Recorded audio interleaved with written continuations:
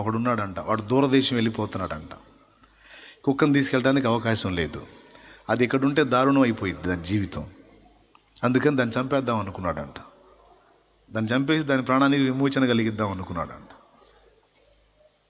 అనుకుని దాన్ని నీళ్ళ దగ్గర తీసుకెళ్ళాడంట. బాగా లోతుగా ఉండే నీళ్ళ దగ్గర తీసుకెళ్ళాడంట.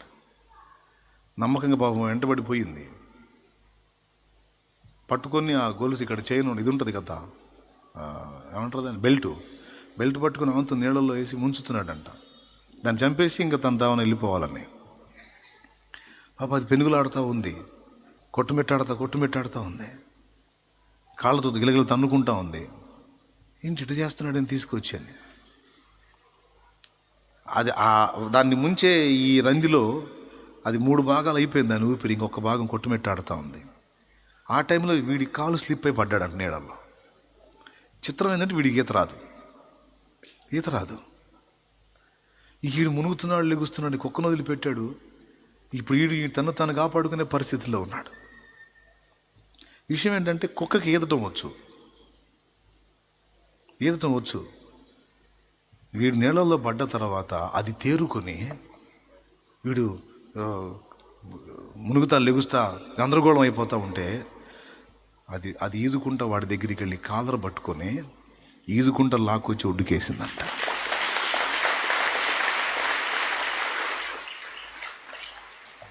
ఒడ్డుకేసి దీనంగా అమాయకంగా నిలబడి చూస్తూ ఉందంట. చూసావా, వీడు నన్ను చంపుతున్నాడే అనే విషయం కూడా అది పగబెట్టుకోవాలి. అదే మనిషి అయితే వాడు మునుగుతా లెగుస్తూ ఉంటే ఒట్టిగా కాదురా నువ్వు అని రాయి ఏదన్నా బండ చూసి ఎత్తేసి ఎక్కడికి రా నువ్వు వచ్చేదని ఆవుతున్న వాడి లోపలికి ఇంక దిగిపోయేటట్టు చేస్తాడు. కుక్క నైజం చూడండి. ఒక్కసారి ప్రేమ రుచి చూసిన తర్వాత ద్వేషించిన, ఎక్కడికో తీసుకెళ్ళి వదిలేసిన, చంపటానికి ప్రయత్నించిన వదలకుండా ప్రేమిస్తూనే ఉంటుంది. యేసయ్యని ప్రేమిస్తే అలా ప్రేమించాలి అంటాడు భక్తుడు. హల్లెలూయా. మేలు చేశాడా, కీడు చేశాడా, ఆనందం ఇచ్చాడా, దుఃఖం ఇచ్చాడా కాదో, చావుకి నిలువున అప్పగించిన అపోస్తలులు ప్రభువుని స్తుతిస్తానే ఉన్నారు. చెరసాలలో వేసిన సంకెళ్ళు బిగించిన, చెరసాలలో వేసిన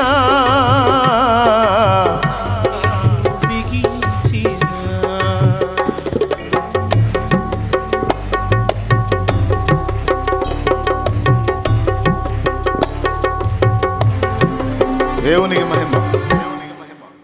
ఇంకో పాట పాడుకుందాం. చెరసాలలో వేసిన సంకెళ్ళు బిగించిన, స్తుతి పాటలే పాడుమా, ప్రభు యేసునే వేడుమా. స్తుతి పాటలే పాడుమా, ప్రభు యేసునే వేడుమా, ప్రభు యేసునే వేడుమా. హల్లెలూయా పాట, యేసయ్య పాట పాడాలి ప్రతి చోట, పాడాలి ప్రతి నోట. హల్లెలూయా పాడాలి ప్రతి చోట, పాడాలి ప్రతి నోట. దేవునికి మహిమ. ఏమండి, కుక్క కాపాడిన యజమానుడు దుర్మార్గుడా మంచోడా? పెద్దగా చెప్పండి. దుర్మార్గుడైన యజమానుడికే కుక్క అంత నమ్మకంగా ఉన్నప్పుడు జంతువు, మనం దుర్మార్గులమై ఉండగానే ఆయన ప్రాణం పెట్టాడే. ఆయన ఎంత మంచి యజమానుడు అండి. ఆయన ఇంకేం చేస్తే తీసుకెళ్ళి చచ్చిపోరా అని చావక అప్పచెబితే మాత్రం చచ్చిపోవటమే ఆనందంగా. ఆయన అప్పచెబుతాడా? దావీదు అంటాడు, నన్ను మరణమునకు అప్పగించలేదు అని. నన్ను ఇబ్బంది పెట్టాడు, ఇబ్బంది కొలను కాల్చాడు, కానీ మరణమునకు అప్పగించలేదు. నేను చావను, బ్రతికుండి దేవుని క్రియలను వివరించదను. నిన్నెంతో ప్రేమించి ప్రాణం ఇచ్చే ప్రభు నిన్ను ఎందుకు అప్పగిస్తాడు? అవసరాన్ని బట్టి కొన్నిటికి కొన్ని అనుభవాలు నీకు అవసరం కనుక అనుమతిస్తాడు. కొన్ని వాటిని గుర్తుపట్టాలి. ఒక కుక్క ఒక్కసారి ప్రేమను రుచి చూసి జీవితాంతం అంకితమైనట్టు, ఏమండి మనం కూడా దేవునికి అలా అంకితమై ఉండాలి. మనల్ని మనం ప్రేమించుకోవటం కాదు, ఆయన్ని ప్రేమించడానికి మళ్ళా మొదలు పెట్టాలి. విశ్వాస జీవిత ఆరంభంలో మనం సమస్తమును ద్వేషించి కులస్తుల్ని పక్కన పెట్టాం, మతస్థుల్ని పక్కన పెట్టాం. వద్దు, క్రీస్తు దగ్గరకు వద్దు అంటే ఫ్యామిలీని కూడా వదిలేయటానికి ఇష్టపడ్డాం. అలవాట్లని, ఇచ్చలని, కోరికల్ని, వాంఛల్ని, తప్పుడు అక్రమ సంబంధాల్ని నిలువున తెంచుకోవడానికి ఇష్టపడ్డాం. యేసు ఒక్కడు చాలు అనుకున్నాం. ఈరోజు ఆ మెట్టు నుంచి మళ్ళీ వెనక్కి తీసుకొచ్చి మళ్ళీ మన ప్రాణాన్ని మనం ప్రేమించుకునేటట్టు చేసి, ప్రాణ సంబంధమైన మనుషులుగా మార్చి, మన గురించి మనం ఆలోచించేటట్టు చేసి, దేవుణ్ణి ప్రేమించకుండా, దేవుని ఆలోచనలను తీసుకోకుండా ఈరోజు మనల్ని ఎంత చక్కగా దారి మళ్ళించాడు చూడు సైతాన్. ఈ చిన్న పాయింట్ని మీరు అందరూ తీసుకుని ఒక్కసారి మళ్ళా ఆ పాత ఆత్మీయత తిరిగి ఆ ప్రాణాన్ని ప్రేమించుకునే మనసు నుండి ప్రాణమును ద్వేషించే మెట్టుకు మళ్ళా ఎక్కున్నట్లు మనందరం సిద్ధపడదాం. పైకి లేచి నిలబడండి. అంశంలో మొదటి పాయింటే, ఇంకా కొన్ని ఉన్నాయి. మొదటి ప్రేమ అసలు ఎలా లభించింది, ఏ విధంగా ఉంది, ఎంత పరిపూర్ణంగా ఉంది అంటే ఆయనే, ఇంకా ఆయన తప్ప ఇంకేది లేదు అన్నంత మెట్టుకు వచ్చింది. తర్వాత ప్రేమలో మార్పు వచ్చింది. ఎఫెసులోనున్న సంఘపు దూత తన్ను తాను ప్రేమించుకోవటం మొదలుపెట్టి ఏదో దేవుని పనులు చేస్తున్నట్టుగా ఉన్నాడు, కానీ అందులో దేవునికి సంతృప్తి లేదు. ఈరోజు ప్రార్థన చేద్దాం. మనం ప్రార్థన చేద్దాం. ఒక పనిని మొదలు పెట్టేటప్పుడు ఆవేశంగా మొదలు పెట్టడం కాదు, ముందు ఆలోచించుకోవాలి, వివేచించుకోవాలి. తన ప్రాణము సహా ద్వేషింపని వాడు నాకు పాత్రుడు కాడు అన్నాడు. ఎవడైనాను నన్ను వెంబడింపగోరిన యెడల ప్రతి దినము తన సిలువనెత్తుకుని నన్ను వెంబడించాలి. సిలువ అంటే సిలువ మీద యేసు ప్రాణం పెట్టాడు, వ్రేలాడ తీయబడ్డాడు, హింసింపబడ్డాడు. అంటే హింసింపబడటానికి, నష్టపోవటానికి, ఖర్చు అవటానికి, ఇబ్బంది పడటానికి, శ్రమ పడటానికి ఇష్టపడిన వాడే రండి నా వెంట అని అడుగుతున్నాడు ఆయన. నీ స్వార్థం గురించి నువ్వు ఆలోచించుకునే వాడవైతే నువ్వు నా శిష్యుడవు కావు. నిన్ను నువ్వు ప్రేమించుకునే వాడవైతే, నీ ప్రాణమును, నీ వారిని, నీ సమస్తమును ప్రేమించుకునే వాడవైతే నీవు నా శిష్యుడవు కాలేవు. నీకు నాకు అడ్డుగా వచ్చేది ఏదైనా సరే విసర్జించడానికి ఇష్టపడే మనసున్న వాడివైతేనే, నీ ప్రాణము సహా నువ్వు ప్రేమించుకోకుండా దాన్ని ద్వేషించేవాడవైతేనే నీవు నాకు ఇష్టడవు కాగలవు, శిష్యుడవు కాగలవు, వెంబడించగలవు. అలా సిద్ధపడితేనే రా నా దగ్గరికి అనే మాట ఈరోజు ప్రభు మాట్లాడుతున్నాడు. మనందరం కూడా సాతాను ప్రేరణకు లొంగిపోయి ఒకప్పుడు దేవుణ్ణి ప్రేమించి, ఆయన చిత్తాన్ని ప్రేమించి, సంకల్పాన్ని ప్రేమించి, ప్రజల్ని ప్రేమించి ప్రయాసపడింది మనం. ఈరోజు మన మీద మనమే జాలి పడుకుంటున్నాం, మనల్ని మనమే ప్రేమించుకుంటున్నాం, మన గురించి మనమే ఆలోచించుకుంటున్నాం. యేసు దగ్గరికి వచ్చాడు శోధన తీసుకొని శోధకుడు. నీ గురించి ఆలోచించుకోవేంది యేసు? నీ కడుపు చూసుకో, నీ ఘనత చూసుకో, నీ మహిమ చూసుకో, నీ సంతోషం, నీ సౌఖ్యం చూసుకో అని మాట్లాడితే, నా సంతోషాలతో నీకెందుకు? అవన్నీ చూసేవాడు నా ప్రభు ఉన్నాడు, నా తండ్రి ఉన్నాడు.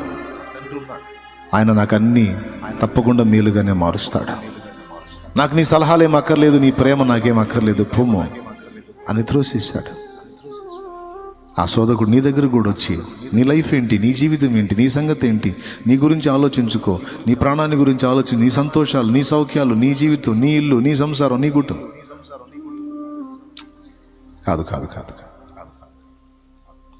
నేను నా దేవుని కొరకు, నేను నా దేవుని కొరకు, నా ఇల్లు, సంసారం, నా జీవితం, నా భవిష్యత్తు, నా జీవితం అంటే అంతా ఆయన చూసుకుంటాడు. నాకు ఆయన మీద విశ్వాసం ఉంది. చూడకపోయినా పర్వాలేదు, పట్టించుకోకపోయినా పర్వాలేదు. షడ్రకు, మేషకు, అబేద్నెగోల విశ్వాసం అట్టిదే. వేడిమి గల అగ్నిగుండంలోంచి మమ్మల్ని కాపాడటానికి శక్తివంతుడు, కాపాడకపోయినా పర్వాలేదు. ఒకవేళ మా విషయమై ఆయన అపనమ్మకస్తుడై ఉన్నా మేమైతే ఆయన విషయంలో నమ్మకస్తులుగా ఉండాలనుకుంటున్నాం. బా, ఎంత మాట, ఎంత సాహసం! దానియేలు ధైర్యం అదే. సింహాల గుహలోకి వెళ్తున్నా. ఎందుకు వెళ్తున్నాను? ఆయనను బట్టి వెళ్తున్నా, ఆయన కోసం వెళ్తున్నాను. ఆయన కాపాడుతాడు. కాపాడకపోయినా, తనను పట్టించుకోకపోయినా నేనైతే ఆయన పక్షంగా నిలవాలనుకుంటున్నాను. నేనైతే ఆయన కొరకు ఉండాలనుకుంటున్నాను. తన మాట తను దక్కించుకోకపోయినా నా మాట నేను దక్కించుకోవడానికి నా దేవుని ఎదుట నేను నా బ్రతుకుని పణంగా పెట్టాలనుకుంటున్నాను. ఇంత సమర్పణ కలిగిన వాళ్ళని ఇక దేవుడు ఎందుకు వదులుతాడండి? అగ్ని బలాన్ని చల్లార్చాడు, సింహాల నోళ్ళు మూశాడు, తన దాసుల్ని క్షేమంగా బయటికి తీసుకొచ్చాడు నా ప్రభు. ఓటో ఓటో, హల్లెలూయా, హల్లెలూయా. ఈరోజు మానేద్దాం, మనం మన ప్రాణాన్ని ప్రేమించుకోవటం మానేద్దాం. మనుషులకు భయపడటం మానేద్దాం. మనుషుల కొరకు ఆలోచించడం మానేద్దాం. మన వారి కొరకు, నా వారు, నా ఇల్లు, నా సంసారం అని గందరగోళం అవటం మానేద్దాం.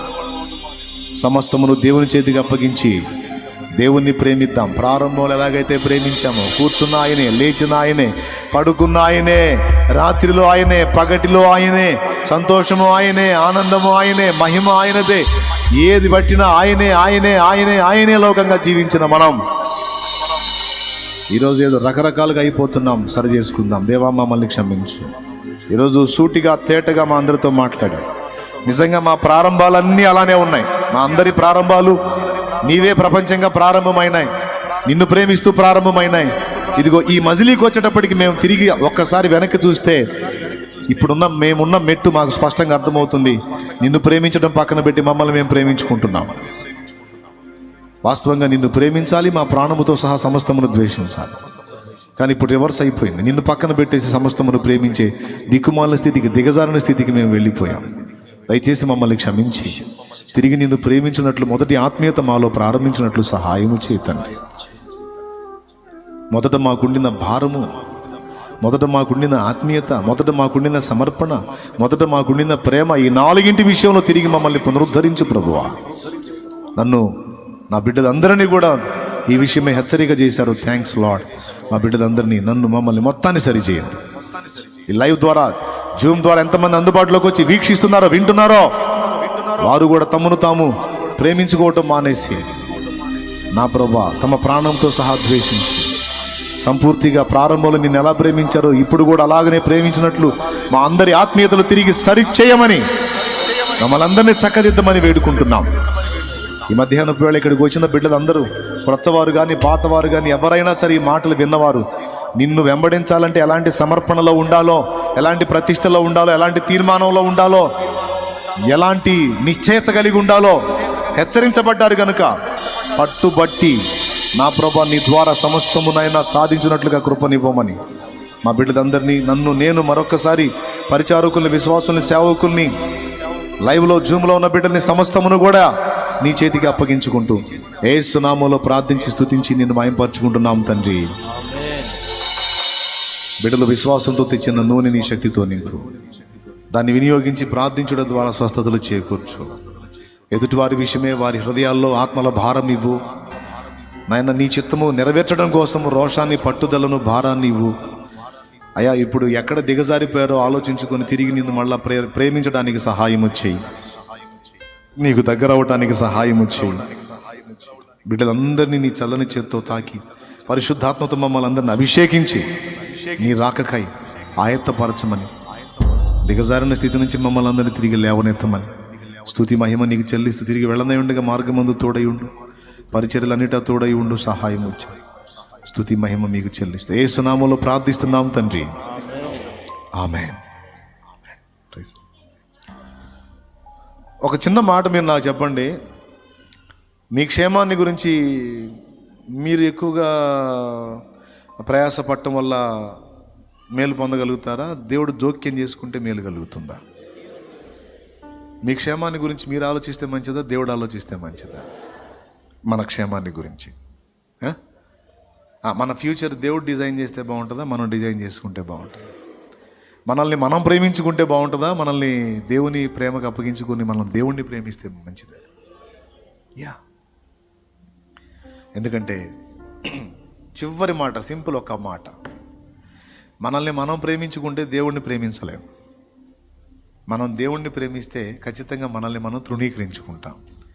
అలా తన్ను తాను ఉపేక్షించుకొని, తన్ను తాను తృణీకరించుకొని, తన ప్రాణము దానిలో పుట్టే ఇచ్చలతో సహా విసర్జించి దేవుణ్ణి ప్రేమించేవాడికి మేలు కలగటానికే సమస్తము సమకూడి జరుగుతాయట.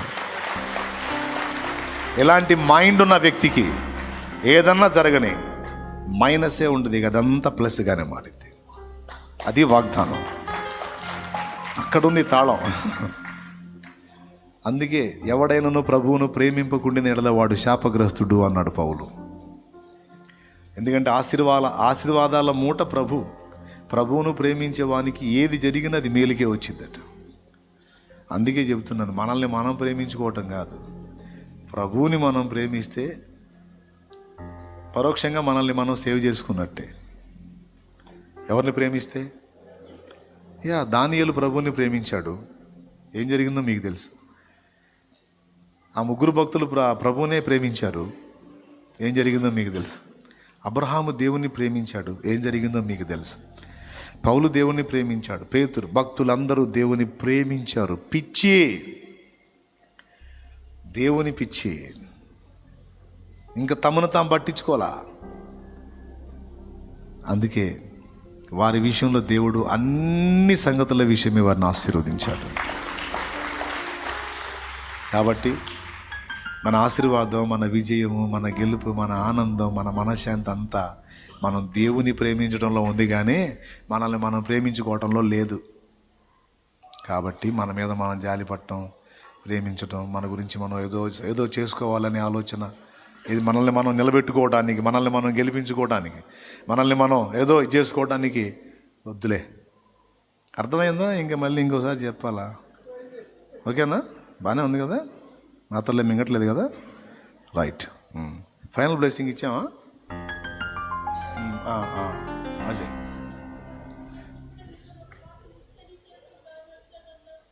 అయిపోయినాక నేను వింటానమ్మా.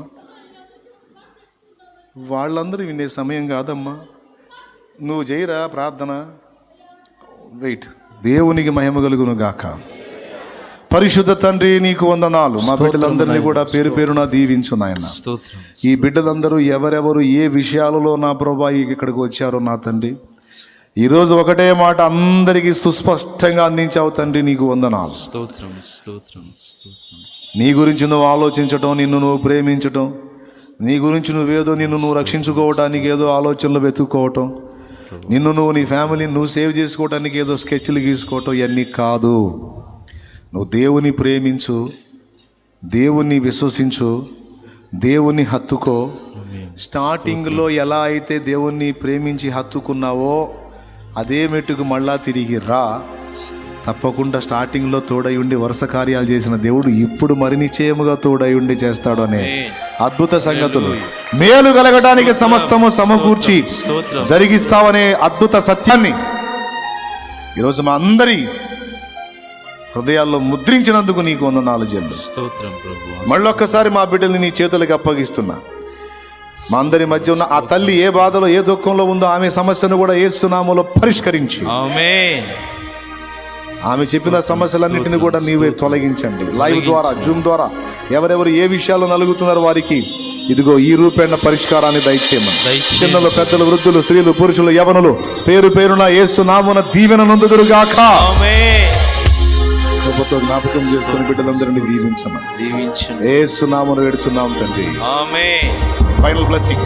మన తండ్రి అయిన దేవుని ప్రేమ, ఆయన ప్రియ కుమారుడు లోకరక్షకుడైన యేసుక్రీస్తు కృప, పరిశుద్ధాత్మ దేవుని అన్యోన్య సహాయ సహవాసములు సమకూడిన మనకు సకల పరిశుద్ధులకు సార్వత్రిక సంఘం అంతటికి సదాకాలము తోడై నడిపించును గాక. ఆమేన్.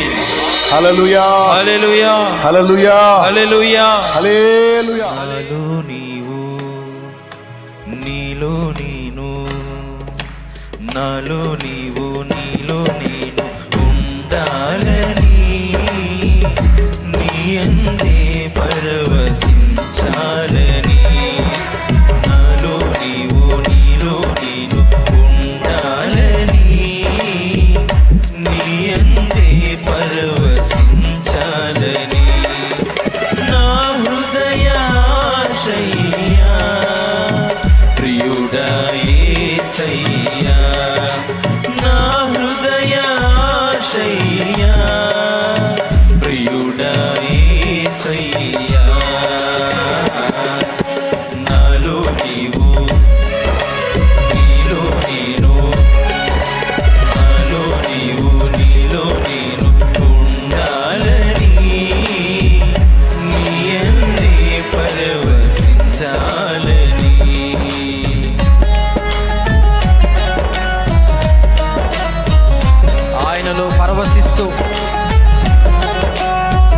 నాలో నీవు ఉండాలి ప్రభువా, నీలో నేను ఉండాలి. ఇదే నా హృదయ ఆశయ.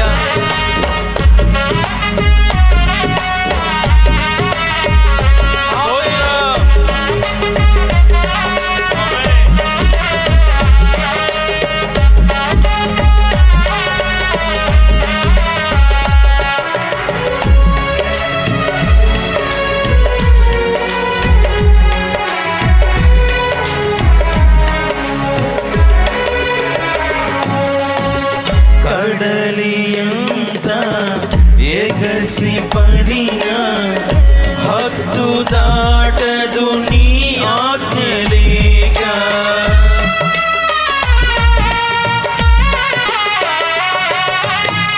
కడలి ఎంత ఎగసి పడిన హద్దు దాటదు నీ ఆజ్ఞలేక. కలతలన్నీ సమసిపోయే కన్న తండ్రి నిన్ను చేరినాక. గమనీయమైనది నీ దివ్య రూపము, కలనైన మరువను నీ నామ ధ్యానము. గమనీయమైనది నీ దివ్య రూపము, కలనైన మరువను నీ నామ ధ్యానము. నాలో నీవు, నీలో నేను, నాలో నీవు, నీలో నేను ఉండాలని, నీ అందే పరవశించాలని.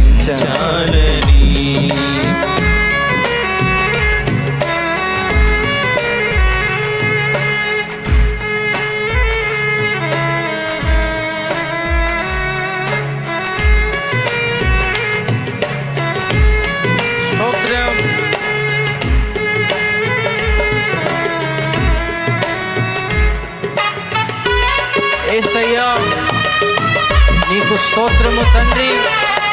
నన్ను దర్శించినందుకు వందనాలు, నా జీవితాన్ని మార్చినందుకు స్తోత్రాలు తండ్రి. సన్నిధిలో నన్ను నిలిపినందుకు స్తోత్రాలయ్యా.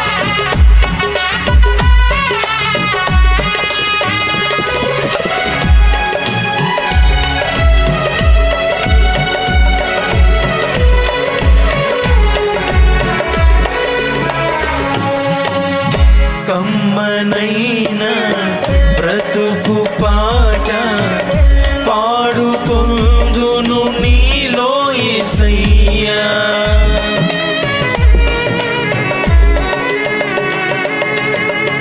కమ్మనైన బ్రతుకు పాట పాడు పొందును నీలో యేసయ్యా.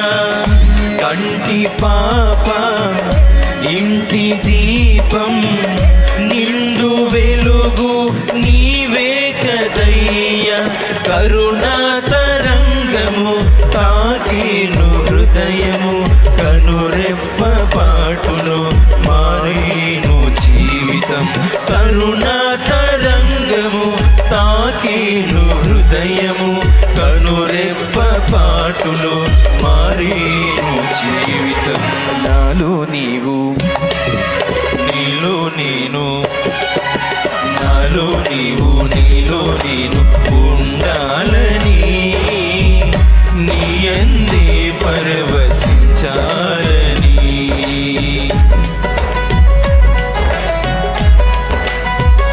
స్తోత్రం.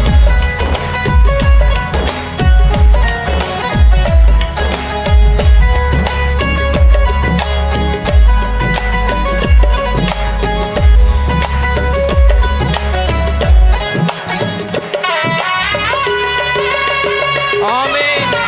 హల్లెలూయా.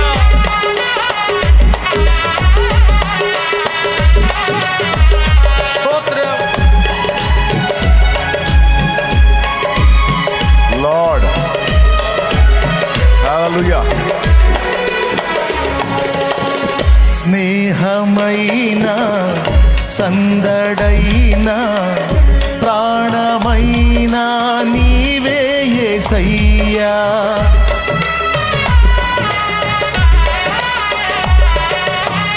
స్నేహమైన సందడైన ప్రాణమైన నీవే యేసయ్యా, సన్నిధైన సౌఖ్యమైన నాకు ఉన్నది నీవే కదయ్యా. నీలోనే నా బలం, నీలోనే నా ఫలం, నీలోనే నా వరం, నీవేగా నా జయం. నీలోనే నా బలం, నీలోనే నా ఫలం, నీలోనే నా వరం, నీవేగా నా జయం. నాలో నీవు, నీలో నేను, నాలో నీవు, నీలో నేను ఉండాలని, నీయందే పరవశించాలని. నాలో నీవు, నీలో నేను ఉండాలని, నీయందే పరవశించాలని. నా హృదయాశయ్యా ప్రియుడా యేసయ్యా, నా హృదయాశయ్యా ప్రియుడా యేసయ్యా. నాలో నీవు, నీలో నేను ఉండాలని, నీయందే పరవశించాలని. నాలో నీవు, నీలో నేను ఉండాలని, నీయందే పరవశించాలని. నా హృదయాశయ్యా ప్రియుడా యేసయ్యా, నా హృదయాశయ్యా ప్రియుడా యేసయ్యా. నాలో నీవు, నీలో నేను ఉండాలని, నీయందే పరవశించాలని. పాడదాం. యేసయ్యా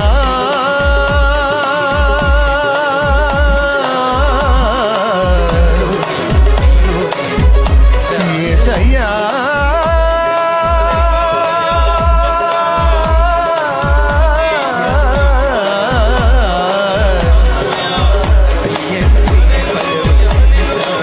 యేసయ్యా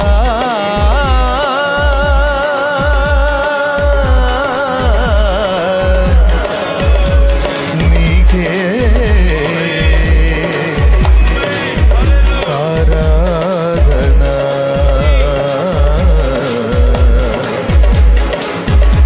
నీకే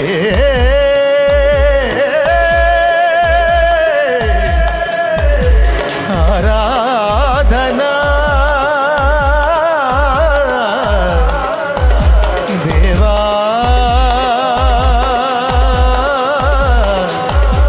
దేవా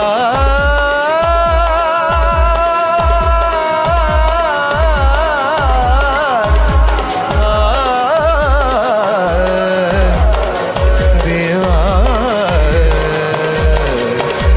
యేసయ్యా